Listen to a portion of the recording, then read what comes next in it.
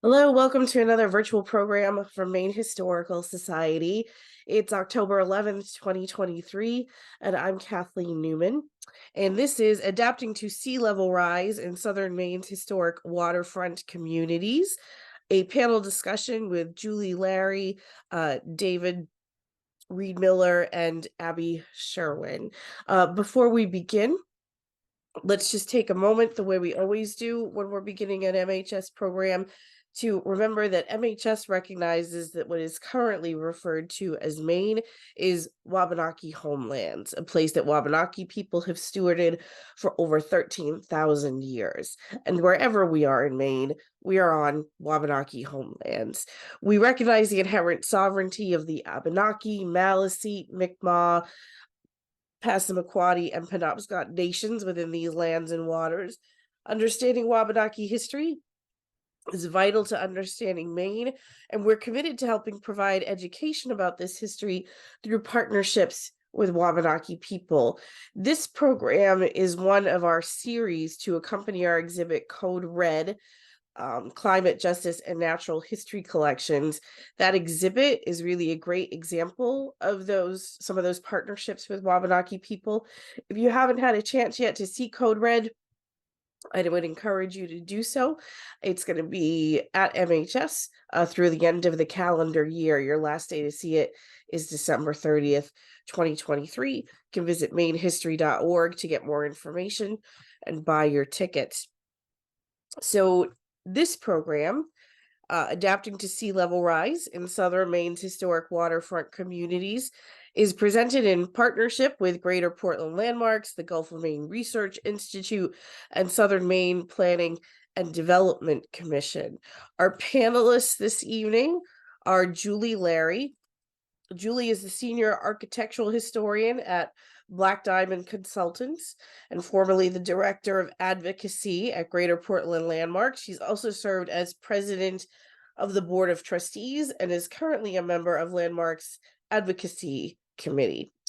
As a partner for 18 years at TTL Architects, an architecture and preservation firm in Portland, she was responsible for the restoration of the castle in Deering Oaks and the Portland Observatory. A Maine native, she was drawn to the preservation field as an extension of her support for environmental conservation. Dr. David Reidmiller is the director of the Climate Center at the Gulf of Maine Research Institute, where he leads a team focused on delivering climate services to coastal and marine stakeholders. Soon after moving to Maine, Dave was appointed as a climate advisor to the Biden-Harris presidential transition team.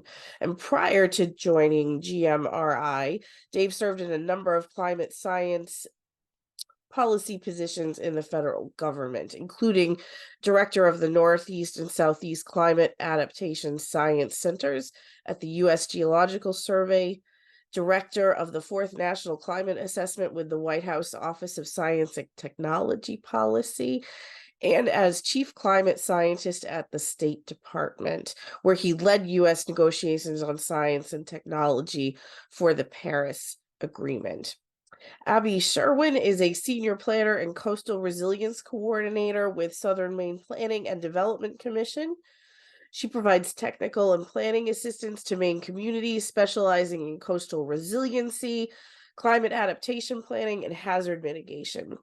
Abbie works with municipal planners, local officials, and regional organizations to assess climate-related vulnerabilities and implement strategies to help communities prepare for changing environmental conditions. Prior to joining SMPDC, Abbie was an NOAA Coastal Management Fellow with the Maine Geological Survey and Maine Coastal Program. Thank you, panelists, for joining us this evening. I'm going to turn it over to you now. So folks in our audience, how this is going to work is our panelists each have just some opening statements for us.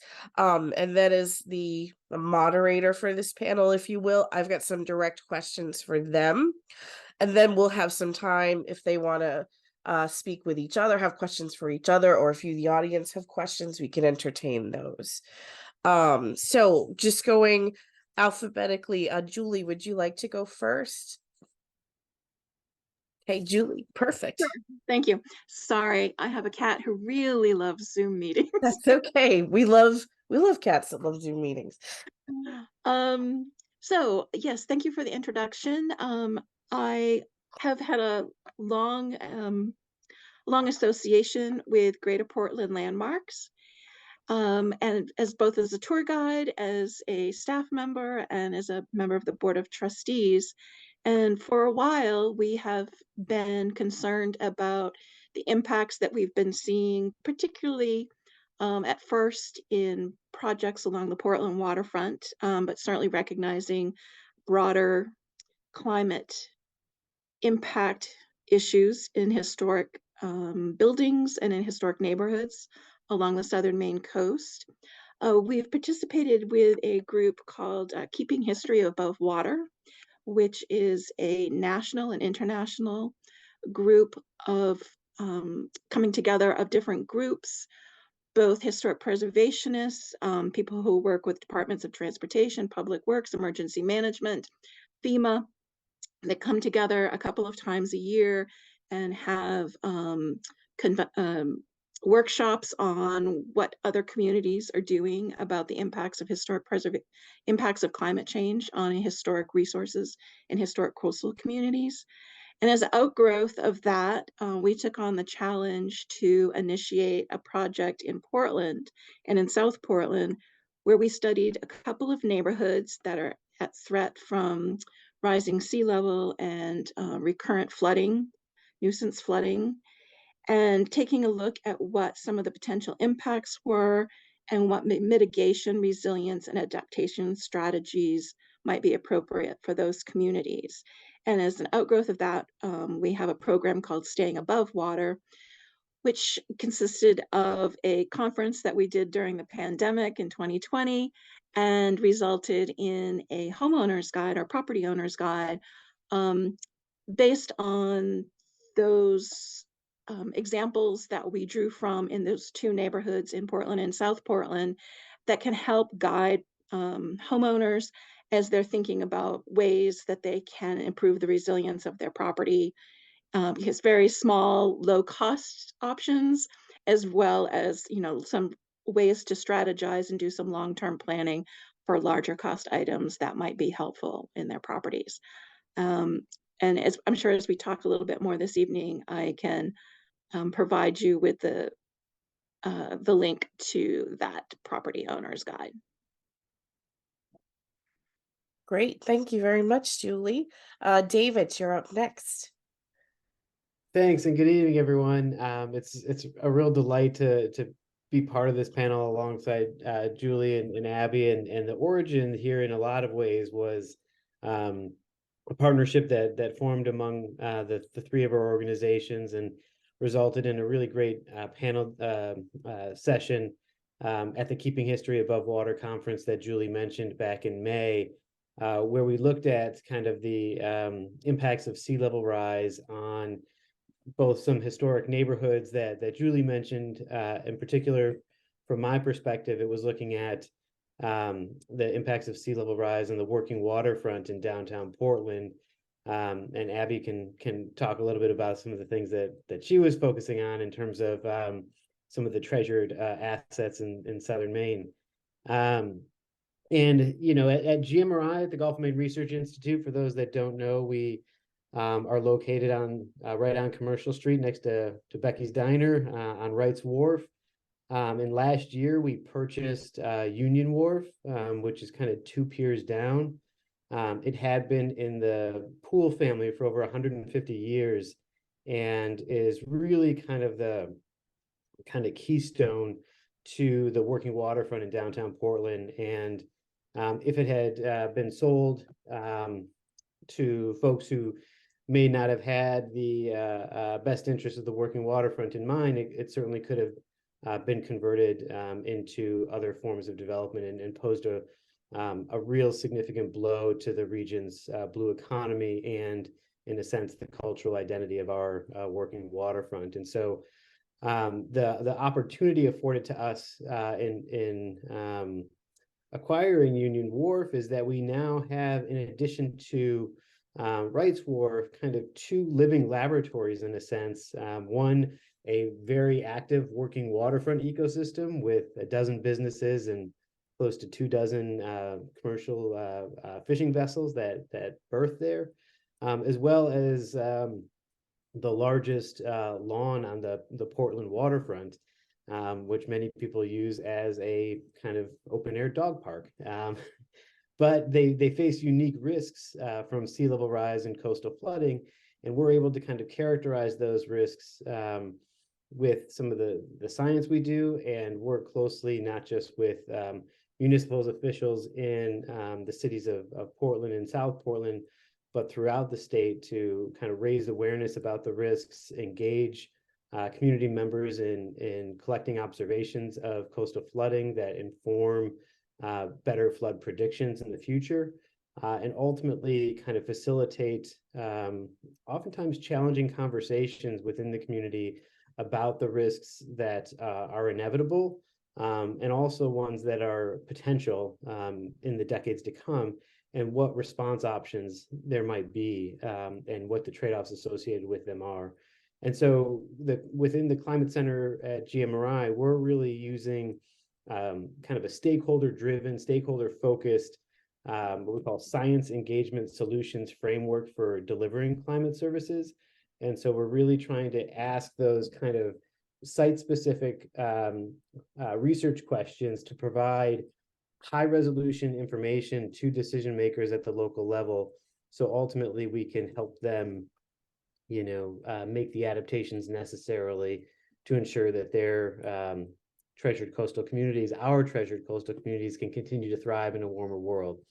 So happy to talk more about what we know, about what we don't know, and certainly what some of the response options are, and what both the federal, state, and local governments are doing to respond. And I'll just end on a note saying that we're in as much of a risk as we face across the state, given the fact that we have 140 coastal communities plus, and about 5,000 miles of tidally influenced coastline.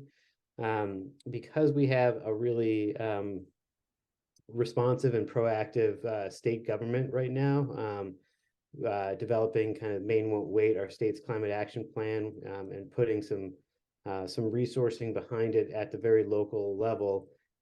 Communities up and down the coast are really starting to take action in terms of characterizing their risks and accessing the finance needed to really take action to insulate themselves against those risks. So looking forward to the discussion and happy to talk more in a bit. Thank you, Dave. And finally, Abbie. Hi, everyone. I'm very excited to be here tonight with you all. Thank you for having me. So I work for a regional planning organization called Southern Maine Planning and Development Commission. We are a pseudo-governmental entity that provides planning services and technical assistance to our 39 member municipalities in Southern Maine. So we serve all of York County communities, and then we have a few communities in Oxford and Cumberland counties as well. And so our role is really to provide technical assistance and support on a variety of planning issues directly to municipalities. So I work primarily with municipal staff and elected officials, but also work with general community members as well. And my role is focused on helping communities integrate climate change considerations and specifically coastal resilience into their day-to-day operations and decision-making, and also just help them to better plan and prepare for climate change and coastal hazards that they're already experiencing and that we know are going to be worse in the future. Part of my role is also to work with partner entities, including Gulf of Maine Research Institute, state agencies, other regional planning organizations, to connect communities with resources and expertise and capacity that they need to address these really complex coastal issues that they're facing with climate change and specifically sea level rise. Another role that we play is trying to help communities scope out coastal resilience projects that address some of their priority needs. and also right now to connect them with all of the funding opportunities that exist at the federal and state level, of which there are many. So really just trying to support communities with general planning, but specifically aiming to support them with coastal resilience and climate change planning.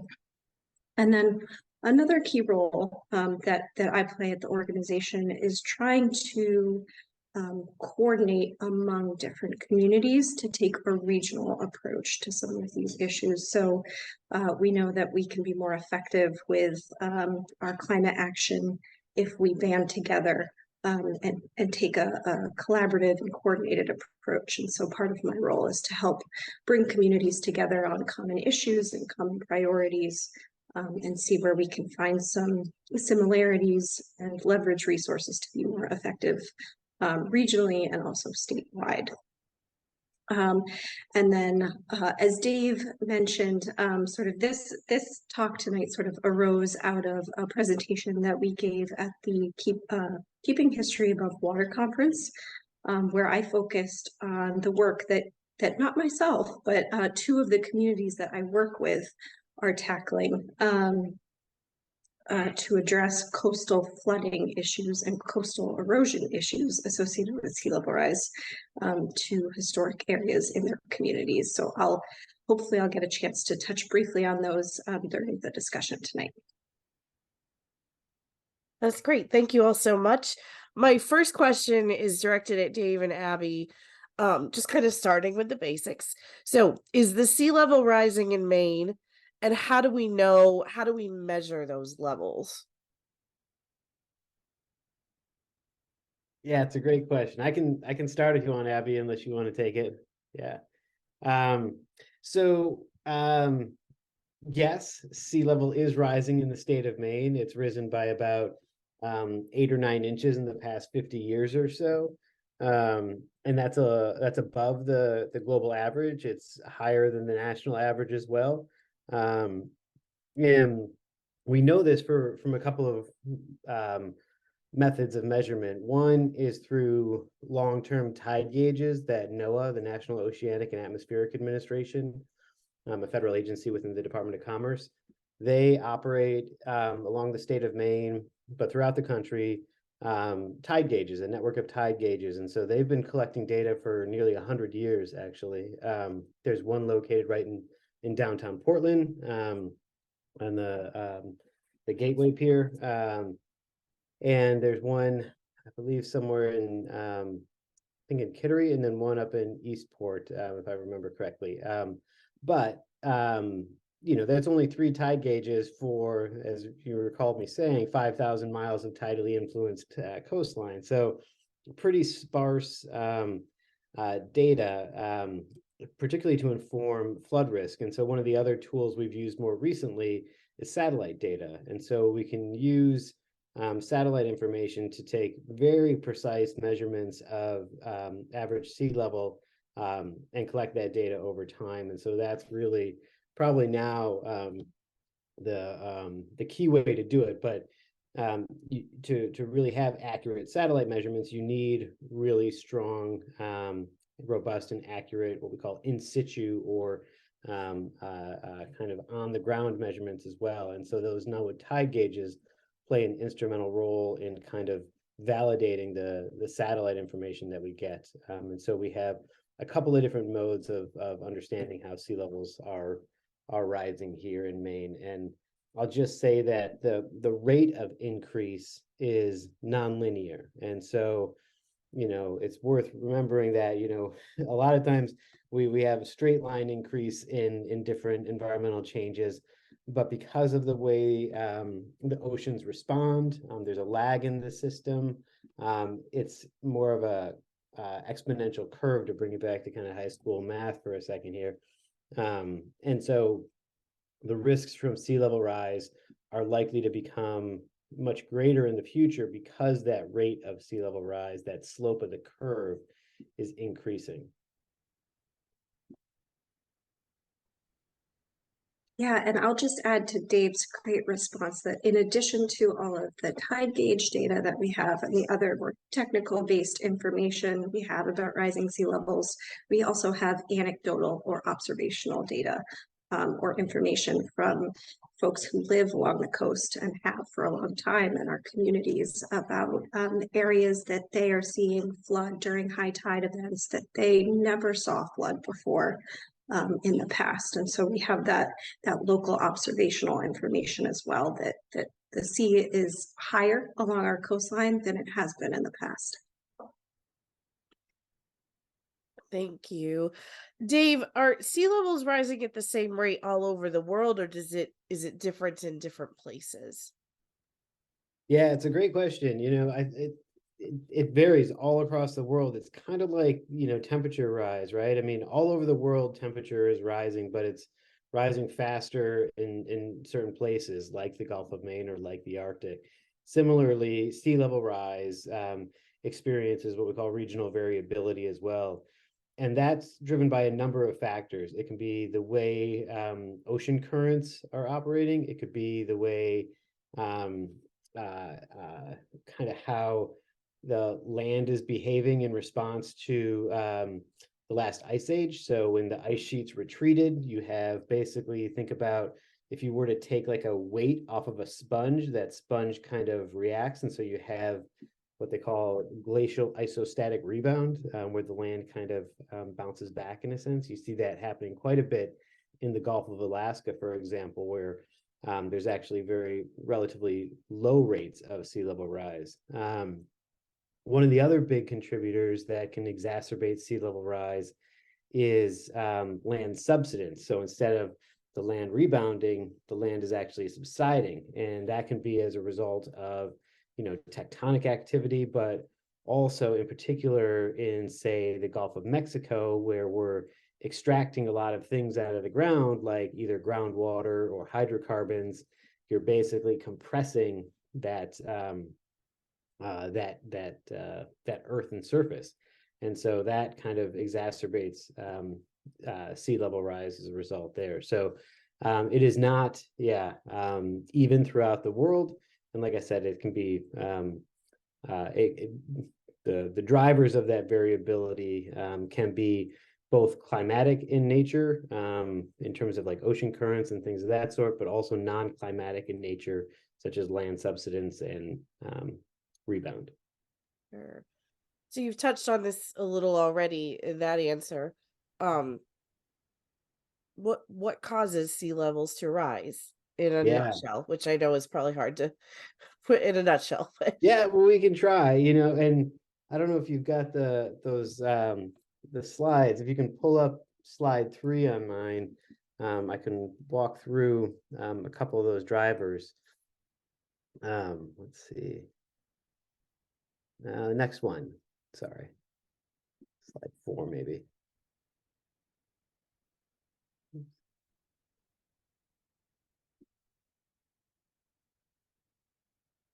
Yeah, so if you look here on the left, what you're looking at is some of what I just talked about, sort of the observed and projected rates of sea level rise globally in gray, as well as in the Northeast region in blue. So that's the fact that the rate of rise in the Northeast is greater than the global average. On the right, the bar plot that you see is responding to the question that Kathleen just asked, was what's causing sea levels to rise. Most of the people tend to think of, well, sea levels are rising because ice is melting around the world, and that is entirely true. Glaciers, as you can see in that blue bar, have been pretty much the largest contributor to sea level rise to date. The other two big contributors from the cryosphere, as we call it, or the ice surface of the Earth, is the polar ice sheets. So the Greenland ice sheet and the Antarctic ice sheet. We'll come back to those in a second. But the other one that a lot of people don't really appreciate as much is the basic law of physics, the thermal expansion of water. When you heat up water, it expands. And so when you add, as we're warming the ocean, it expands. And so that has been a significant driver of the observed sea level rise to date. Over time, that thermal expansion is going to continue. That mountain glacier bar is going to slow down because, frankly, there's not going to be all that many left, particularly in the coastal zone. And what you're really going to see is an acceleration of contribution from those polar ice sheets, the Greenland and Antarctic ice sheets. And so you can see to date, we actually haven't had all that much contribution from Antarctica to global sea level rise. But if you're, paying attention to any of the kind of popular science headlines, that there, are these so-called doomsday glaciers in Antarctica that are serving kind of like a cork in an upside-down bottle, if you will. And if those glaciers retreat enough, if they melt enough, they can really lead to much more accelerated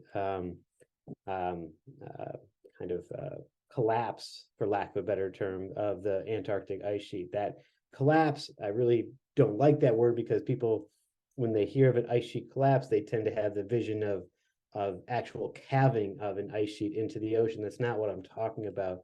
Collapse in this context is really that kind of multi-decadal or even centennial timescale kind of irreversible movement of massive, unprecedented amounts of ice into the ocean.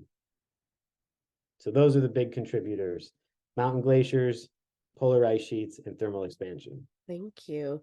Abbie, what challenges does sea level rise present to coastal communities like those in Maine specifically?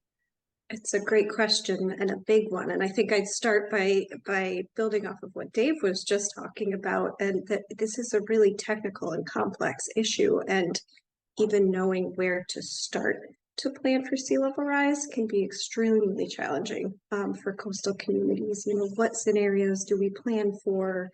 How long in the future should we be looking when we're planning for infrastructure upgrades or making policy decisions?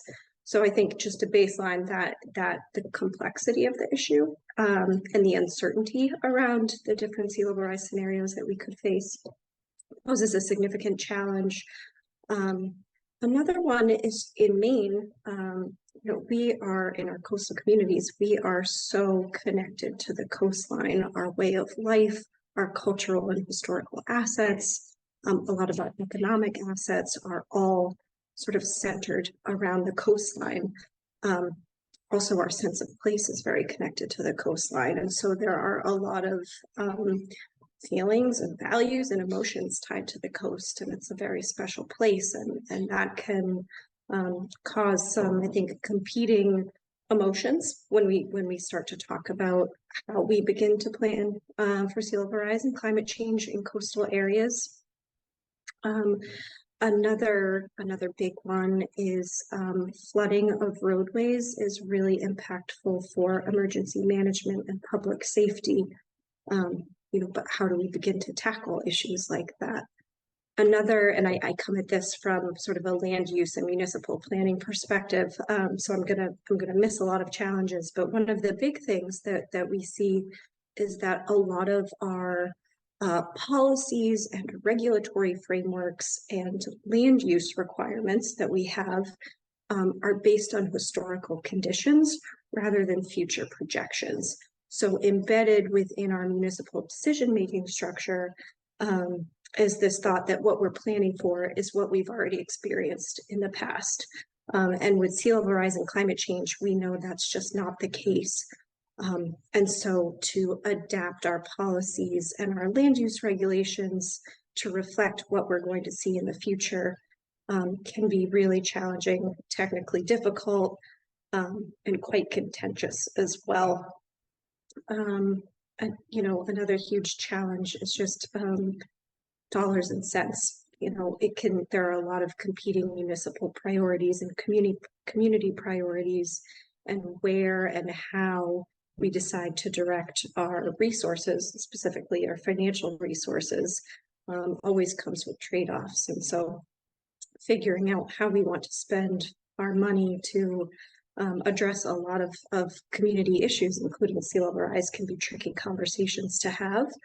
And also sometimes adapting to sea level rise can have a higher price tag up front than sort of just sticking with business as usual. So an example might be, replacing a damaged culvert to its pre-damaged condition is going to be cheaper, most likely, than upsizing that culvert to accommodate increased water flows and sea level rise.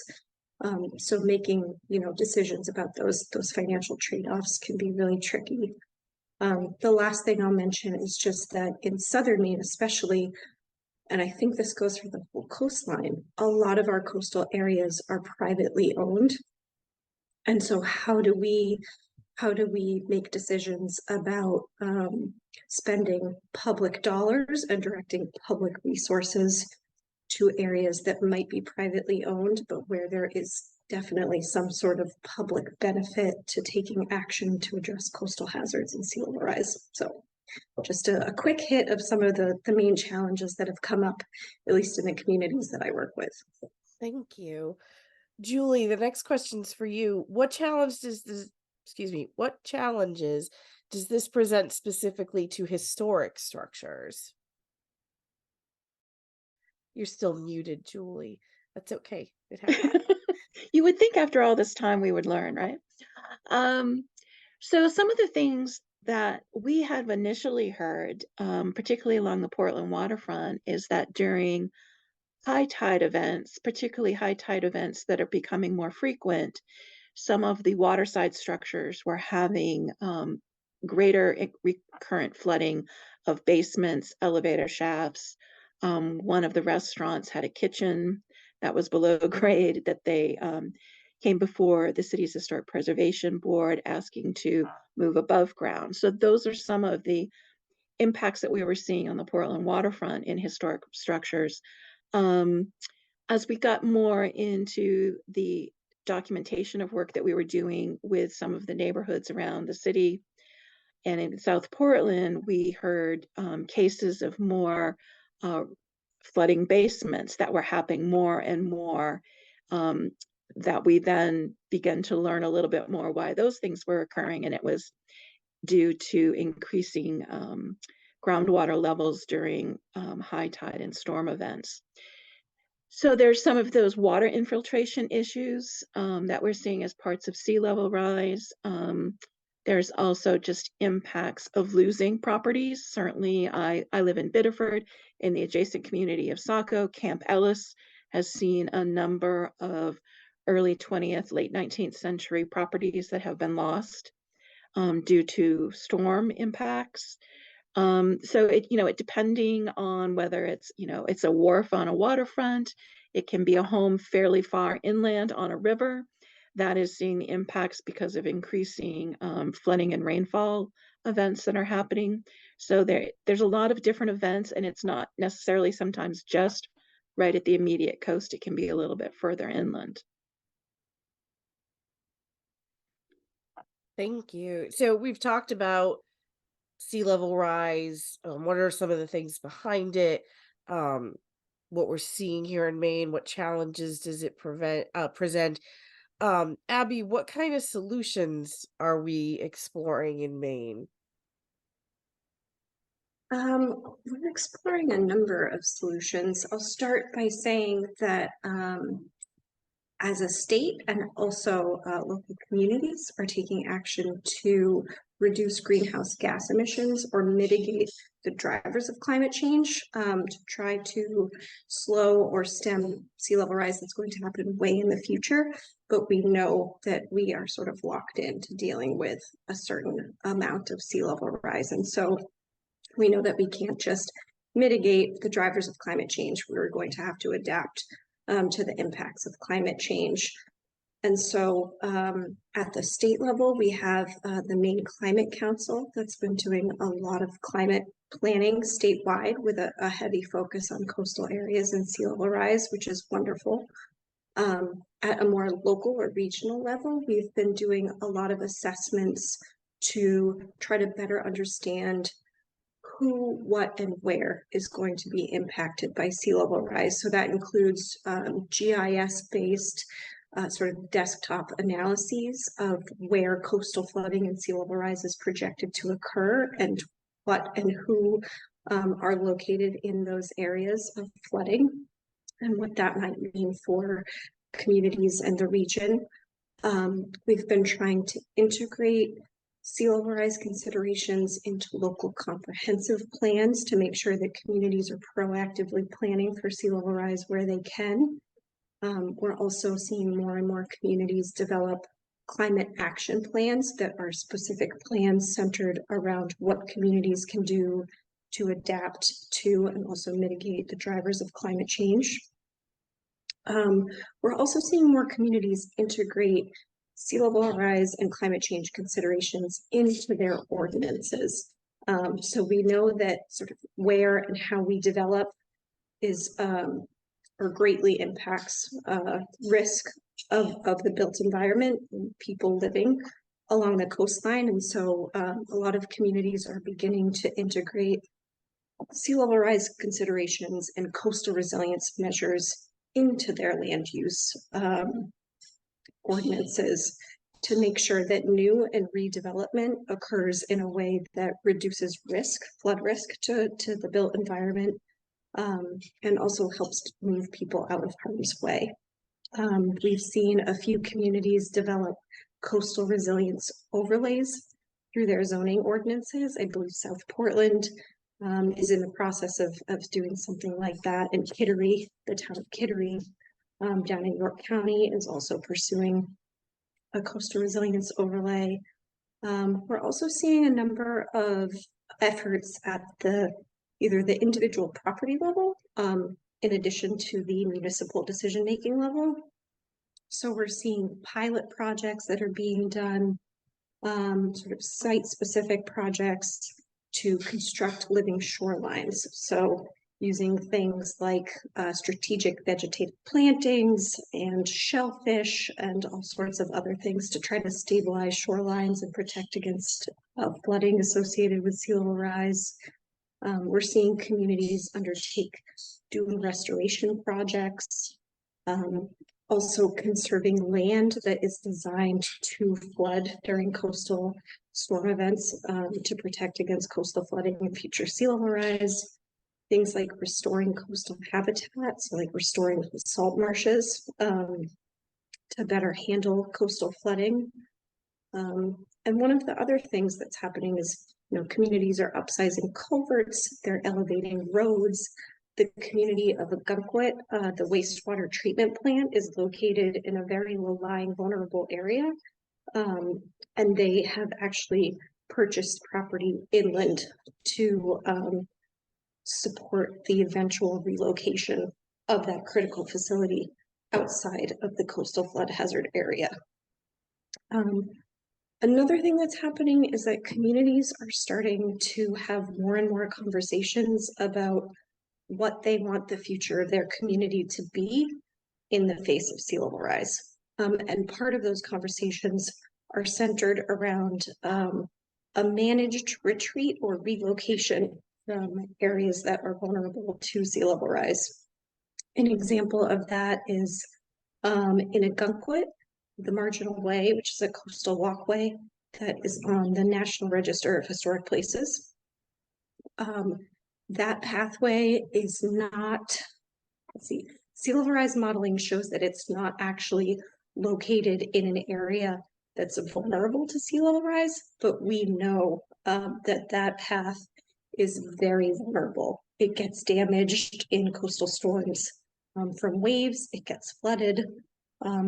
And so the town, working in partnership with the Marginal Way Committee, is actually pursuing a project to develop a long-term resilience plan that will have phased actions to protect sections of the path from existing flooding, but also relocate sections of the path, potentially inland, once those sections reach a point where protecting them from sea level rise no longer makes sense. So actually shifting the location of the path inward to avoid sea level rise hazards. Thank you. So Julie, similar question. What are some things that preservation groups or maybe individuals or maybe people in our audience who own historic structures, what can they do to prepare or mitigate some of these effects? Right. Well, it's a daunting thing, and to know where to start and how to have an impact. And so, I think Abbie outlined a lot of things that you can do within your community. But on a smaller level, as a preservationist, I would just say that it's important to reuse what we have. I mean, we've talked about a lot about that in our lives, about reduce, reuse, and recycle on a smaller scale. The building industry has a very high carbon footprint, and doing what we can to reduce that by reusing both materials when we're doing projects around our properties, as well as reusing existing historic fabric in our communities, is really critical. For the first time in 2022, the building industry, the American Institutes for Architects, have indicated that architects are now doing more work on historic and rehabilitation projects than they are on new construction. So this is the first time in a very long time since they've been tracking that. So we're starting to see that change in the building industry, which is great. The other thing is that on a smaller scale, when we have our own properties, there are very easy things that you can do. October is one of the rainiest months in Maine. So I would advise you after a rainstorm or during a rainstorm sometime in the next couple of weeks to go outside, to walk around your property, see how the water is coming off your building, see how water flows around your building. And this, you don't have to be right on the water to do these kinds of quick assessments. Think about, how the trees, what do the trees look like after a storm? Do some of those fall maintenance things that are so easy to put off, but get out there and do them. We have our homeowner's guide, as I mentioned earlier, and I will put the link up in the chat for that. That takes you through some steps on things that you should look for. Ways to make your property more resilient, to think about, do you have penetrations in your foundation wall where ponding water can come in and then wet your basement?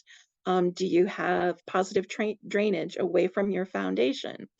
Things that can help you mitigate the chance that you are going to have a water infiltration event in your property.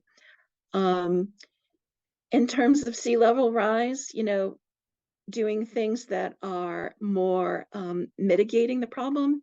I'm a big proponent of having alternative energy sources that aren't adding to our carbon footprint. So there are lots of historic properties that are starting to add solar panels. You can have individual wind turbines.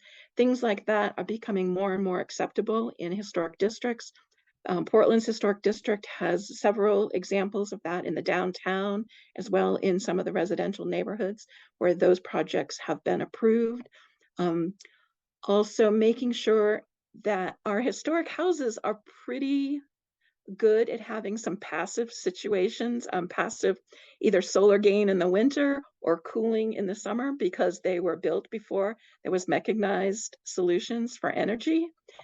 But making sure that when you're either building new or adapting your old property, that you build in some of those passive solutions, because as we all know here in Maine, during storm events, we can lose power, and it's good not to just have to rely on mechanized cooling and heating in Maine. So think about some long-term planning as you're working on your property, but also some quick things that you can do every fall, every spring, after every storm. And I'll put the link to that homeowner's guide in the chat. Awesome. Thanks very much.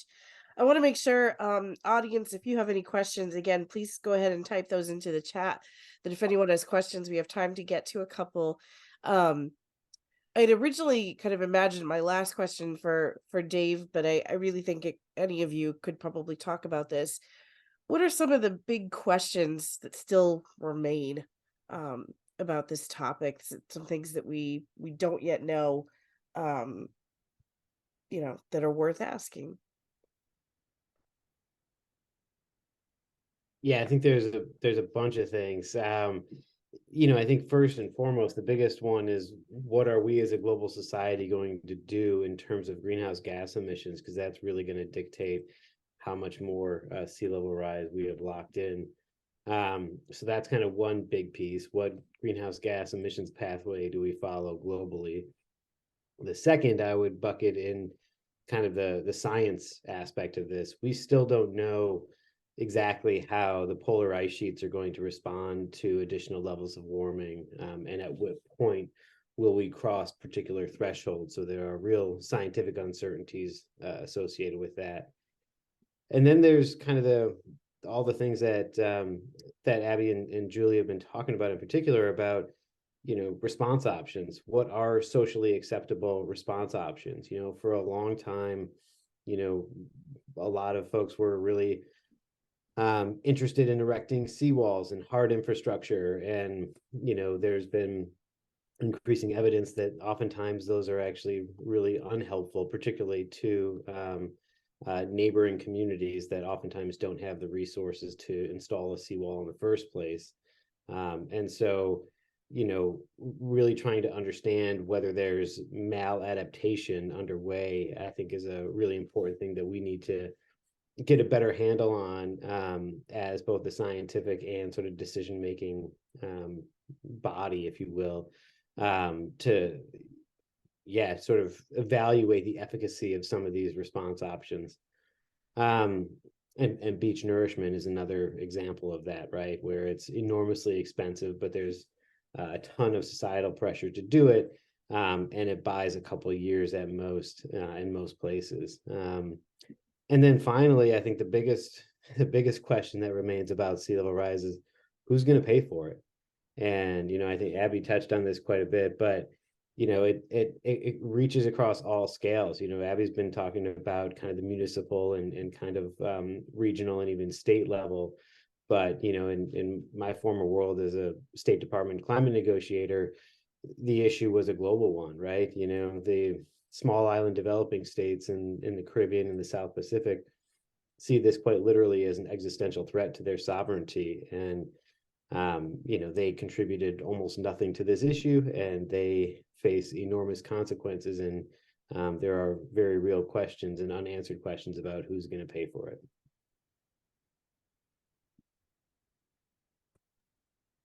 Julie or Abbie, anything that you wanted to add?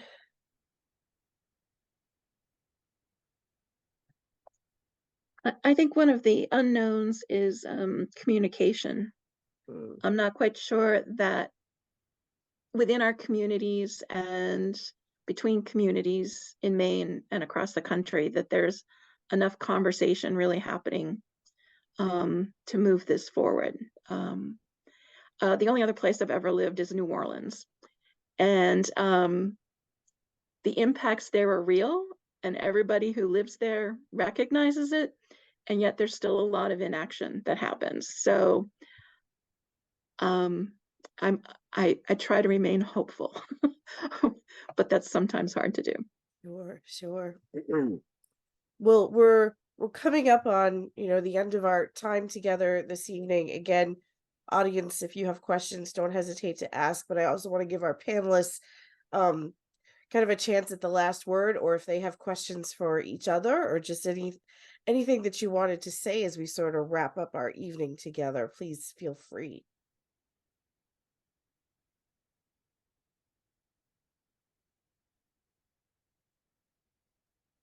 I'll also say it's okay if you don't. Yeah, I was kind of just waiting. I'd love to see if anybody from on the call has any questions or comments, personal experiences with coastal flooding. Yeah. I know one of the big questions for me personally, as someone that studies history, is sort of what Dave touched on a moment ago. When people look back like 200 or 500 years from now, what are they going to look at and say, like, I can't believe they fill in the blank. So, the things that we did that, we're doing the best that we can with the information that we have. And we thought this would be such a good idea. what are people going to look back and wonder? I mean, I wonder, all the time, are they going to think like, gosh, how could they drive cars? How could they burn gas and coal? Like, how could they use fossil fuels? Sort of the same way that a lot of people today look back and think like, how could they believe in witches, or how, why would they execute people for that? Um, what are people in the future going to think about our response to this, and how effective it was? Yeah, Kathleen, can you pull up the second slide in my talk? Because this Sure. really kind of, I think, gets to it. It's yeah, the one before this. Yeah. Okay, this one. Yeah, I love this map. It's terrifying, but I love this map. It's a map from the Osher Map Library, and it basically shows, obviously, what was then Falmouth, now Portland Peninsula, back in 1776, overlain with what we've done to fill in the waterfront on both sides of the peninsula. And just to really take a look at your question, 200 years from now, 250 years from now, what are our next generation is going to say that we've done when we look at this and say, what have we done, to alter this landscape, and frankly, to increase our risk exposure so significantly, and in the process, obviously introduce, a host of other challenges. And so, yeah, I think that, it's really important to understand that, the coastlines in not just in the United States, but around the world, have been evolving, over centuries, obviously, yes, millennia and geological timescales, but certainly in the industrial era, we've altered the coastal zone significantly and increased our risk exposure significantly as a result. And I think, in the centuries ahead, as sea level rise continues, we're going to have to ask ourselves some seriously hard questions about, what do we do with all of this infrastructure that is highly exposed in the coastal zone? Yeah, it's a really good question. Really good point.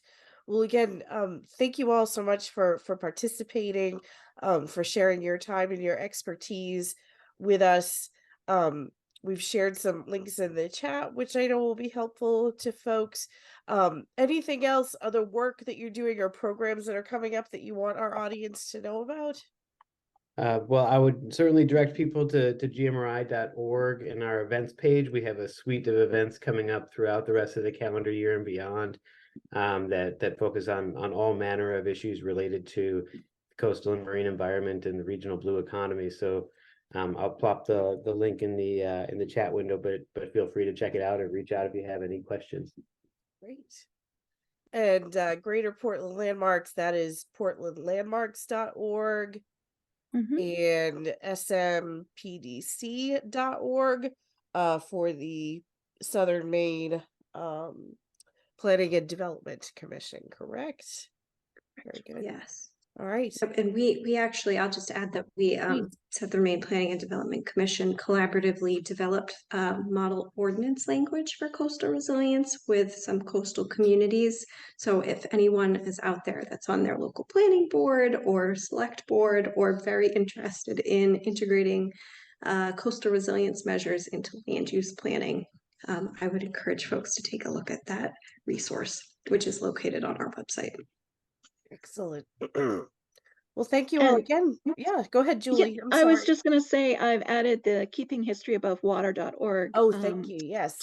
which is where our group all presented previously, and there's lots of great information. They've been doing this for several years throughout New England and a little bit further afield. So there's some great contexts out there and some great information from different communities. Excellent. Thank you very much. Thank you again, panelists, for joining us this evening. Thank you to the audience. Thank you for everybody for being so flexible to switch formats. And this program was recorded. So if you joined us late, or if you know someone that wanted to join us, would be interested in the content but couldn't join us live, check out mainhistory.org and our YouTube channel, and this will be available there in a couple weeks. But until then, and I hope we'll see everybody again real soon. And everyone, take care and have a good rest of your evening. Thank you. Sure, and Thank you you. too. Thank you, guys.